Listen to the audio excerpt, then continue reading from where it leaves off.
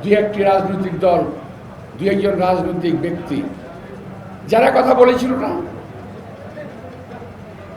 অত্যন্ত অসম্ভব তোমাকে চাই, অর্থাৎ হাসিনাকে চাই, 3 তারিখে বলেছিল।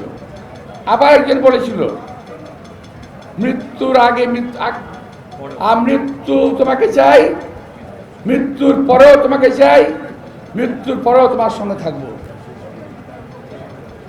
খেয়াল আছে? যদি কারো খেয়াল না থাকে দয়া করে ওই 2-3 তারিখে টেলিভিশনে দেখেন, সবগুলো ডেভিল, সবগুলো শয়তানকে পেয়ে যাবেন যাদের উস্কানিতে 4-5 তারিখে এইভাবে সারা বাংলাদেশে এই দেশের ছাত্র জনতার উপরে গুলি চালানো হয়েছিল, যাদের উস্কানিতে আজকে দেশের দ্রব্যমূল্য বেড়ে চলেছে, যাদের উস্কানিতে আমার হাজার হাজার মা বোনের বুক খালি হয়েছে।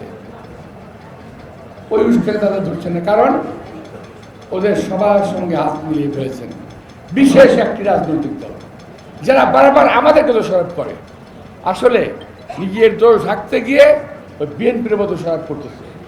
এখন থেকে আমাদের কাজ হবে ওই ধরনের ভণ্ড রাজনৈতিক দলগুলোকে, যারা একটা লেবাস পরে অন্য দলকে দোষারোপ করার চেষ্টা করে, তাদেরকে জনগণের সামনে উন্মোচন করে দেওয়া, তাদের প্রকৃত অবস্থা দেশবাসীর সামনে তুলে ধরা।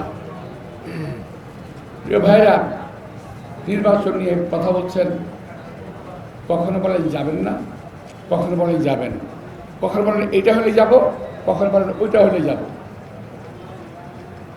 আরে ভাই, আপনাদের ভুল সিদ্ধান্তের কারণে মনে হচ্ছে 2008 সালে বিএনপি এবং আমরা জোট নির্বাচনে গিয়েছিল, তার ফলশ্রুতিতে বাংলাদেশের অনেক নামি দামি, অনেক বিখ্যাত প্রখ্যাত মনীষীদেরকে প্রাণ দিতে হয়েছে ফাঁসির কাস্টে।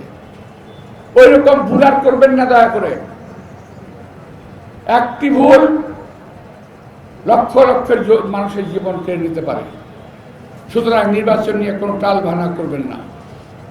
আমি সরকারকে বলছি না, আমি বলছি এই সরকারকে বিভ্রান্ত করার জন্য বিভিন্ন রাজনৈতিক দল বিভিন্নভাবে নির্বাচন নিয়ে বিভিন্ন কথা বলছেন, এই সরকারকে অস্বস্তির অবস্থা ফেলে দিচ্ছেন।